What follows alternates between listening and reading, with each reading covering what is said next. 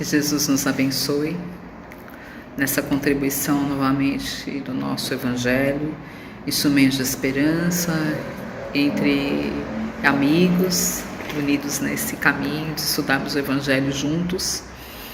O grupo Instrumentos de Esperança, que é formado por Viviane Andrade, Anne Afonso, Sérgio Magri, Marcelo Ribeiro, e depois no final da nossa contribuição trazemos a nossa música, unindo então uma forma mais harmoniosa de trazer as palavras do Evangelho e a nossa música de uma forma lúdica. Então, já agradecendo essa abençoada oportunidade, e hoje nós vamos dar continuidade no capítulo do Evangelho segundo o Espiritismo. Inicia-se capítulo 22, não separar o que Deus juntou, indissolubilidade do casamento. Vou ler um trechinho para que a gente possa efetuar os nossos comentários. Naquela época, o Evangelho de Mateus, capítulo 9, de 3 a 9. E chegaram-se a ele os fariseus tentando-o e dizendo: é porventura lícito o homem repudiar a mulher por qualquer causa? Ele respondendo lhe disse: não tendes lido quem criou o homem desde o princípio, fez macho e fêmea? E por isso deixará o homem o pai e mãe, a juntar-se-á com sua mulher, e serão uma só carne. Assim que já são dois, mas uma só carne. Já não são mais dois, e serão uma só carne. Não separe logo o que o homem, não separe o que o homem e o que Deus juntou. Então eles replicaram: por que Moisés então mandou o homem a carta de desquite? Moisés orientou os homens que pudessem se desquitar. Então ele respondeu: pela dureza dos vossos corações, que permite repudiar as vossas mulheres. Mas todo aquele que repudiar a sua mulher, se não for por motivo de fornicação, e se casar com outra, comete adultério, e se casar com outra por uma maneira de repúdio, comete adultério. Esse comentário é um comentário lá do Evangelho segundo o Espiritismo, Mateus 19, do Velho Testamento, onde ele estava falando que Moisés deu, sim, através das leis, dos ensinamentos cíveis, a opção da separação. E aqui ele vem nos aclarar, mediante a doutrina espírita, que tudo nessa vida nos convida a mudanças, ao progresso. Então, quando nós temos dentro de um casamento a oportunidade desse reencontro, de ajuste marital, de almas afins ou almas que têm algum desafeto e estão unidas para que possam se reconciliar. Por isso que Jesus exemplifica: reconcilia-te com teu adversário enquanto estiveres no caminho dele. E por vezes o nosso adversário maior é dentro da nossa casa, dentro do nosso lar, o nosso cônjuge. E ele salienta: não vamos ficar na mordomia, porque às vezes nós reconciliamos com facilidade com aqueles que nos cercam, que nos circundam, de maneira imediata, dando facilitação e abertura, mas aqueles que estão dentro dos nossos lares, nós nos colocamos como oponentes. Então, ele vem salientar que nossos adversários, nossos opositores, podem ser, sim, aqueles que estão dentro dos nossos lares. E é aí onde ele fala: não separeis o que Deus juntou, porque os corações, com certeza, ainda estão distantes do verdadeiro amor. Olha só, tudo que procede de Deus no mundo não é imutável.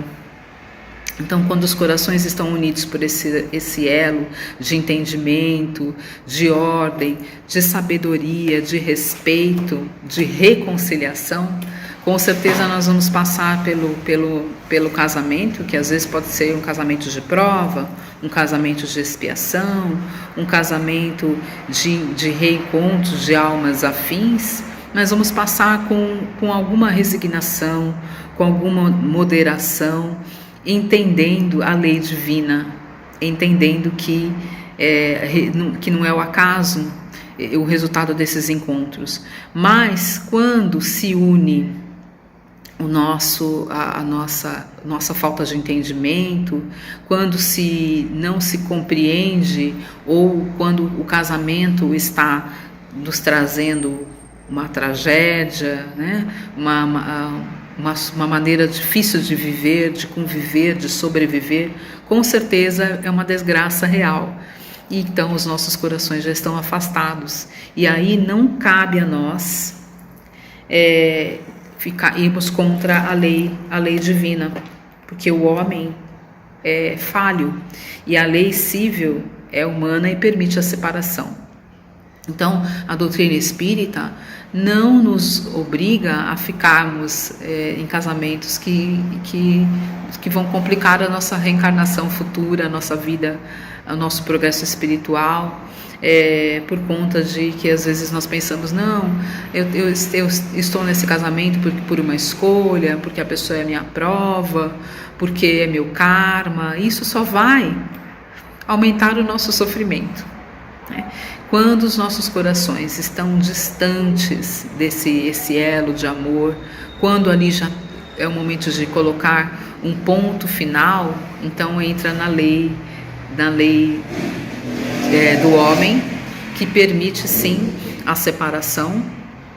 E ele diz aqui, há condições ordinárias do casamento que não é permitido nós estendermos e sacrificarmos a nossa vida, a nossa abençoada encarnação.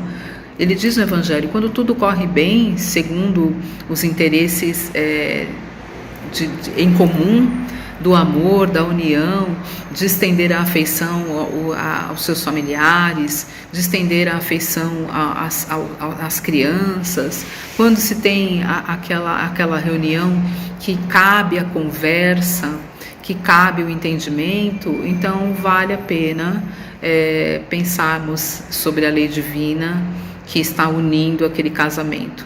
Mas quando é um sacrifício, quando é permitido os desaforos, a malquerença, a tristeza, a mágoa, quantos casais que não se conversam porque não conseguem mais se entender, então é aquilo que vem falar que é unido à força e que com certeza por si mesmo se separa. É bem interessante essa fala aqui. Nos compromissos que determina onde não supre a lei do amor, aquilo que está unido à força por si mesmo se separa. Então aquele juramento do altar, aquelas promessas, aquelas falsas verdades, não, eu vou ficar nesse casamento porque tem muita gente que fala, vou ficar pela obrigação, por estar casado, aquele casamento de fachada, que faz com que você só aumente a tua culpa, o teu desânimo, o teu sofrimento e o sofrimento do outro, aonde agrega às vezes as grandes tragédias, as traições. E então vale a pena nós repensarmos, não que a doutrina espírita inspire e incite a pessoa a se separar, mas se perguntar de verdade para o seu coração, qual é a perspectiva mediante essa união, se a união realmente é válida, se é uma união por amor, por elos de afetos, de amor, que vale a pena a reconciliação, ou se você pode se reconciliar com o adversário, que às vezes está ali dentro do seu lar, mas de uma maneira amigável, cada um vivendo na sua casa, cada um vivendo a sua vida, e seguindo assim as leis de Deus, que é amar ao próximo como a si mesmo, mas respeitando as diferenças, respeitando que não é o casamento que vai nos conduzir à elevação quando nós estamos vivendo um martírio. Então, não vamos deixar os nossos corações na dureza desse sentimento, no apego, porque muitas vezes nós ficamos apegados à pessoa e esquecemos de viver as nossas vidas e esquecendo de abrir o campo para o universo. Quando as portas do nosso coração se abrem a esse conhecimento, de colocar uma pedra, de colocar um fim, o universo vai conspirando para que outras oportunidades, novas pessoas se aproximem, às vezes elos de amizade, que às vezes nós estamos bloqueando. Então, fala nesse capítulo que Jesus ele não repudia o divórcio, a indissolubilidade do casamento, porque só há separação de corpos quando realmente não há mais a união do amor. Que Jesus então nos coloque nesses propósitos de entendimento dessa fala. Uma leitura aqui do Palavra de Vida Eterna que diz assim: Jesus nos solicitou a imediata reconciliação com os adversários. Então, que a nossa oração, a nossa música se dirija a Deus, nos disciplinando, nos conduzindo nesse caminho do entendimento, nos desapegando, porque cada um de nós é um universo, somos companheiros, mas nós não somos obrigados a atar os nossos elos quando nós estamos infelizes. Estamos aqui para buscar essa felicidade. Sabemos que a felicidade não é real, não é deste mundo, mas nesse caminho e nesse propósito que nós temos por anos que estamos aqui vivenciando neste planeta de provas e reencarnação, que a nossa reencarnação seja preciosa, valiosa, convivendo com aqueles que realmente nos amam e nos agradam, que nos agraciam com companheirismo e não com retaliação, não com lástima, não com amargor, com tristeza, com dor, com pesar. Que Jesus então nos abençoe, nos preparando para a nossa música e para o nosso próximo Evangelho. Que assim seja, graças a Deus e graças a Jesus.